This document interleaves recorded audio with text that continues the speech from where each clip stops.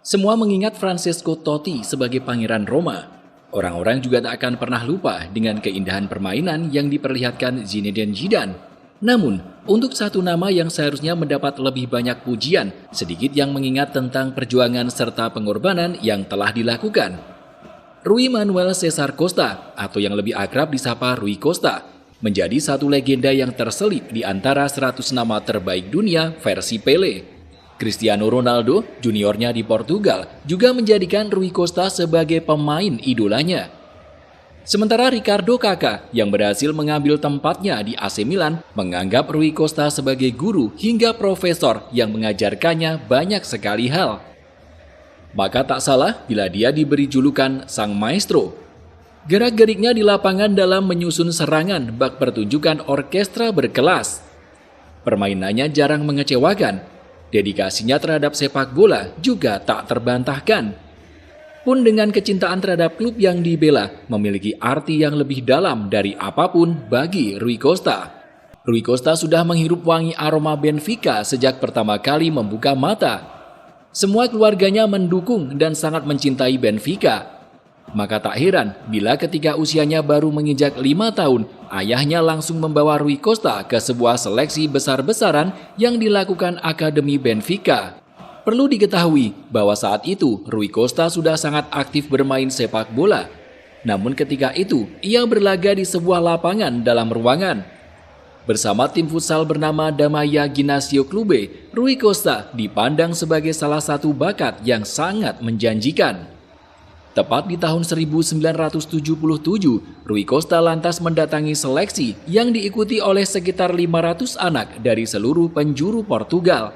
Tak tanggung-tanggung, Benfica meminta legenda Portugal Eusebio untuk menilai langsung calon bintang klub tersebut.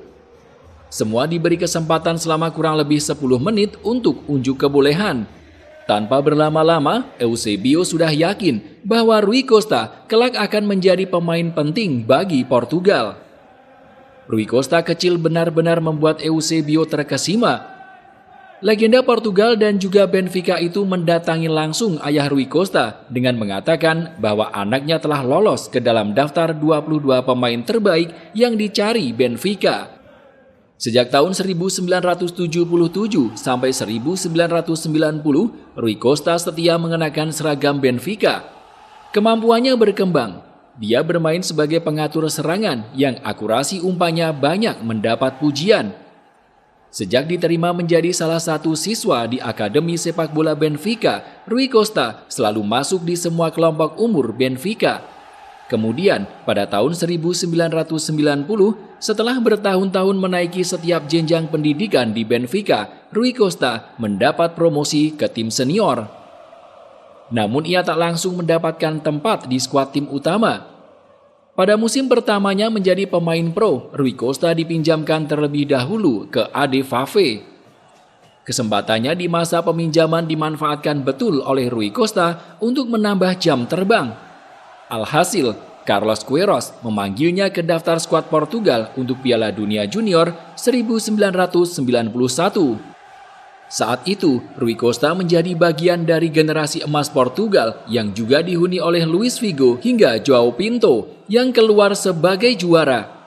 Di partai final, Rui Costa menjadi penentu kemenangan Portugal atas timnas Brasil dalam babak adu penalti. Melihat aksi individu Rui Costa, pelatih Carlos Queiroz mengatakan, dia adalah seorang playmaker yang bisa menentukan arah permainan dan menguasai ritme permainan dengan bola di kakinya. Saat bergabung dengan tim utama Benfica, Rui Costa berhasil meraih gelar Liga Portugal pada musim 1993-94. Saat itu dia terkenal dengan duetnya bersama Joao Pinto. Nahas, itu menjadi musim terakhir Rui Costa di Benfica setelah klub yang telah membesarkan namanya itu mengalami krisis finansial. Mulanya, dia bakal dilego ke Barcelona. Johan Cruyff yang meminta langsung kepada manajemen untuk memboyongnya. Akan tetapi, dia menolak dan lebih memilih Fiorentina. Itu terjadi karena Rui Costa ingin menyelamatkan Benfica, di mana Fiorentina berani menyodorkan dana yang lebih besar. Rui tidak pergi ke Barca karena kecintaannya pada Benfica. kata Manuel Barbosa yang mengurus transfer Rui Costa. Meski pergi meninggalkan Benfica dengan luka yang amat mendalam, Rui Costa segera menyadari kalau ia akan kembali menemukan cinta abadi selanjutnya di Italia. Karir Rui Costa di Fiorentina sebenarnya berjalan dengan manis. Di Artemio Franchi, ia dipuja, dicintai, dan yang paling penting, meraih trofi. Meskipun selalu gagal meraih Scudetto, ia berhasil meraih 2 Coppa Italia dan sebuah Supercoppa Italiana untuk La Viola. Ketika sampai di Firenze, Rui Costa seperti menemukan tim yang sedang membutuhkan pengatur tempo dalam setiap pertandingan. Dan Batistuta, seorang striker yang putus asa. Dia muncul sebagai sosok yang mampu menyuntikkan dinamika baru ke dalam permainan menyerang Fiorentina dengan kontrol jarak dekat yang indah, menggiring bola dan mengirim umpan matang untuk terciptanya gol.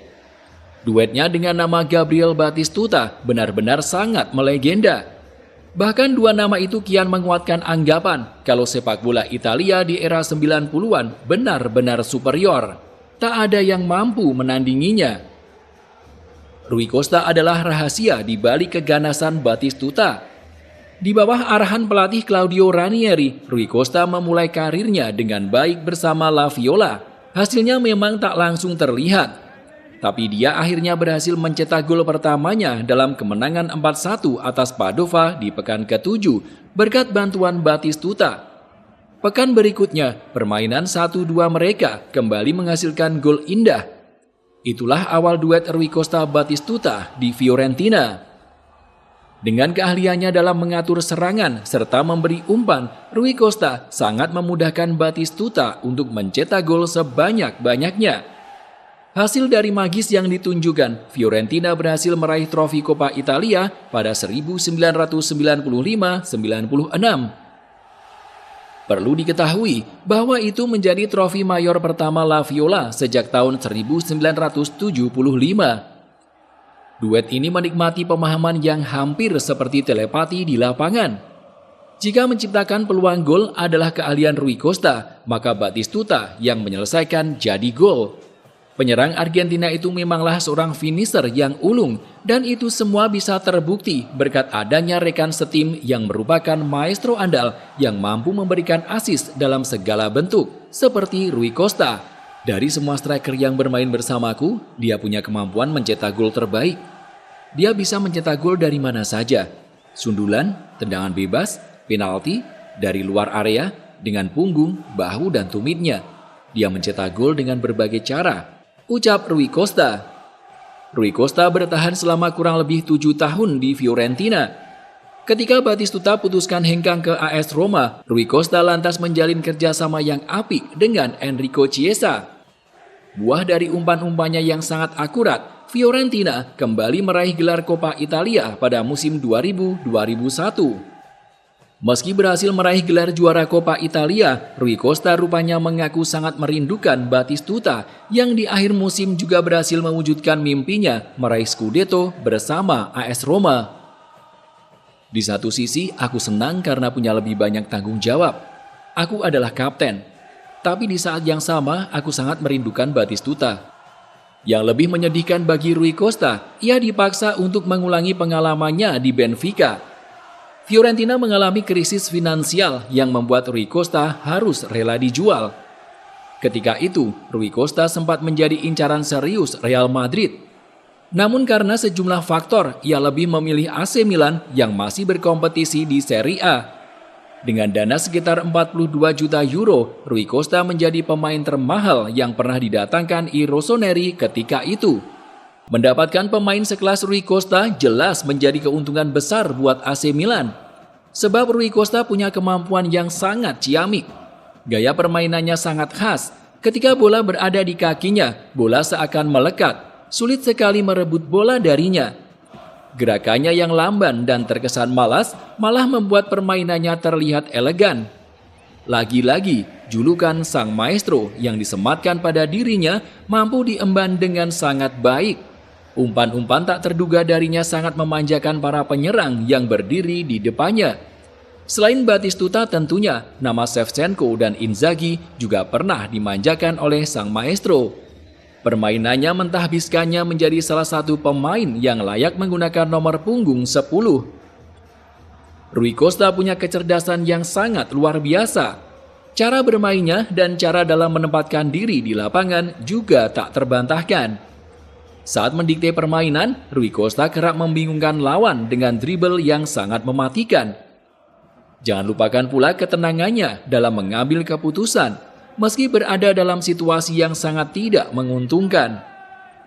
Filippo Inzaghi hingga Andriy Shevchenko menjadi nama di Milan yang sangat mengagumi bakat Rui Costa. Bahkan Inzaghi memandang bila Rui Costa masih lebih baik dari Zinedine Zidane. Selain itu, Shevchenko menganggap bila Rui Costa sangat layak mendapat penghargaan Ballon d'Or. Pernyataan yang cukup mengejutkan juga hadir ketika legenda George Weah mengaku menyesal karena meninggalkan AC Milan lebih cepat. Sebab ketika melihat Rui Costa bermain, Weah mengungkapkan bila dia akan mencetak lebih banyak gol dengan rekan satu tim seperti pemain asal Portugal tersebut. Di Milan, Rui Costa mendapatkan segalanya. Dia mendapatkan trofi Liga Champions Eropa pada tahun 2003 setelah berhasil mengalahkan Juventus di partai final. Kehebatannya sebagai playmaker juga membuat nama Rivaldo yang didatangkan AC Milan jadi tidak berguna. Rui Costa terus melesat di dalam kehebatannya yang kian termakan usia. Memainkan sekitar 192 pertandingan di AC Milan, Rui Costa juga berhasil mempersembahkan trofi Scudetto pada tahun 2004. Selain trofi Liga Champions Eropa dan Scudetto yang tentunya akan sangat dikenang oleh Rui Costa, terdapat sejumlah trofi lainnya yang tak kalah mengesankan, yaitu 1 trofi Coppa Italia, 1 trofi Piala Super Italia, dan 1 trofi Piala Super Eropa. Semakin bertambahnya usia, peran pentingnya di Milan mulai tenggelam dengan kehadiran Ricardo Kakà. Ketika ditanya dalam sebuah wawancara, Rui Costa mengaku tidak marah saat tempatnya diambil oleh Kakà. Yang ada, dia mengatakan kepada reporter saat itu, "Mengapa aku harus marah? Di usia sekarang, aku sangat sulit menyaingi Kakà. Lihat saja, anak itu akan memenangkan Ballon d'Or dalam 2 tahun ke depan." Tak hanya Rui Costa yang merasa sangat terkesan dengan permainan Ricardo Kakà, pria tampan asal Brasil itu juga sangat berterima kasih atas kehadiran Rui Costa yang turut membantu perkembangannya di AC Milan. Rui Costa sangat sering menghampiriku saat jeda pertandingan untuk memberi saran. Misalnya saja, dia memberitahuku apa saja yang harus aku kurangi dan tingkatkan di lapangan. Dia juga memberiku masukan tentang bagaimana cara melewati pemain lawan dan menciptakan ruang untuk rekan-rekan. Dia banyak membantuku. Hubungan kami lebih seperti seorang profesor dan anak didiknya. Merasa waktunya sudah habis di Milan, Rui Costa minta dilepas ke Benfica tahun 2006. Saat itu, Rui Costa memperlihatkan sikap yang amat luar biasa. Mengetahui Benfica tengah mengalami krisis finansial, ia tidak meminta sebesar pun gaji dari klub masa kecilnya itu. Rui Costa menandatangani kontrak tanpa persetujuan biaya yang harus dibayar Benfica. Tujuannya ketika itu hanya ingin menghabiskan karir di klub tercintanya yang tengah berusaha keluar dari lubang kehancuran. 2 tahun Rui Costa membela Benfica. 2 tahun pula namanya terus didengungkan oleh para penggemar. Saat kondisi Benfica mulai stabil, Rui Costa pensiun pada tahun 2008 atau ketika usianya menginjak angka 36. 4 tahun sebelumnya, Rui Costa lebih dulu menghentikan karirnya di timnas Portugal. Melihat perjalanannya di tim Samba Eropa, karir Rui Costa tampak kurang cemerlang.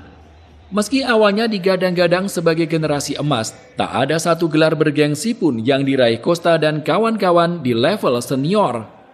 Dimulai dari Piala Eropa 1996, Portugal melaju dari fase grup sebagai juara. Meski diimbangi oleh juara bertahan, Denmark di laga awal, mereka menyapu bersih 2 laga sisanya. Sayang, gol semata wayang Karel Poborski untuk Ceko membuat asa Portugal terhenti di babak 8 besar. Kemudian pada Piala Dunia 1998, Portugal gagal lolos. Kartu merah yang Rui Costa dapatkan pada fase kualifikasi membuat Portugal imbang dari Jerman. Laga yang digelar pada 7 September 1997 tersebut merupakan satu-satunya kartu merah yang Rui Costa raih selama berkarir. Ia dihukum oleh wasit akibat dianggap terlalu lama berjalan ketika akan diganti pemain lain. Alhasil, Jerman berhasil menyamakan keunggulan atas 10 pemain Portugal. 2 tahun berselang atau kembali ke Piala Eropa, nama Rui Costa digagalkan oleh Golden Goal Zinedine Zidane. Mereka menyapu bersih semua pertandingan dan kembali menang di babak 8 besar. Sayang, mereka malah bertemu Perancis di semifinal, tim yang ternyata keluar sebagai jawara kompetisi. Lalu pada gelaran Piala Dunia 2002, Rui Costa malah gagal membawa Portugal lolos dari jeratan grup. Portugal yang bergabung dengan nama Korea Selatan, Amerika Serikat, dan Polandia hanya duduk di tangga ketiga dengan koleksi 3 poin. Secara mengejutkan, Portugal yang diisi oleh beberapa pemain bintang kalah dari Amerika Serikat dan Korea Selatan. Sepanjang 11 tahun membela timnas, Rui Costa berhasil mencetak 26 gol dari 94 pertandingan. Ia kemudian putuskan pensiun dari timnas usai mengalami kekalahan menyakitkan dari Yunani di final Euro 2004 yang berlangsung di tanah kelahirannya. Saat itu, final Piala Eropa 2004 sejatinya menjadi momen paling dekat bagi Rui Costa untuk mempersembahkan sebuah trofi bersama tim nasional senior. Namun, seperti yang kita semua sudah tahu, mereka malah kalah dengan menyakitkan dari Yunani lewat gol tunggal Angelos Charisteas. Aku merasa gembira bisa pensiun di hadapan supporter dan juga pensiun dengan kebanggaan. Banyak sekali emosi dan kesedihan dalam pengunduran diriku. Namun aku merasa bangga dengan karirku, ujar Rui Costa sesaat setelah memutuskan pensiun.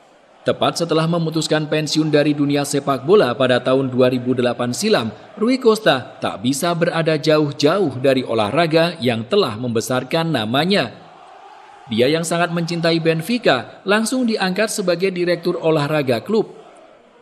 Selama menduduki jabatan di manajemen Benfica, Rui Costa kemudian mendapat mandat tertinggi di tim yang menjadi kecintaannya sepanjang masa itu. Tepat pada Oktober 2021 silam, mantan bintang AC Milan dan Fiorentina itu terpilih sebagai presiden baru Benfica. Terpilihnya Rui Costa sebagai presiden Benfica terjadi karena skandal 100 juta euro yang melibatkan petinggi sebelumnya Luis Felipe Vieira. Pada akhirnya, Rui Costa akan selalu menjadi pemain yang mengingatkan kita tentang betapa indahnya sepak bola.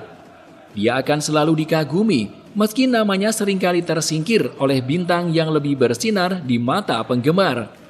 Dedikasinya terhadap sepak bola sungguh luar biasa. Mengenai itu, tangisan banyak penggemar yang tertumpah di Estadio da Luz dalam acara perpisahannya dengan sepak bola seolah membuktikan bahwa dunia belum siap kehilangan maestro seperti Rui Costa.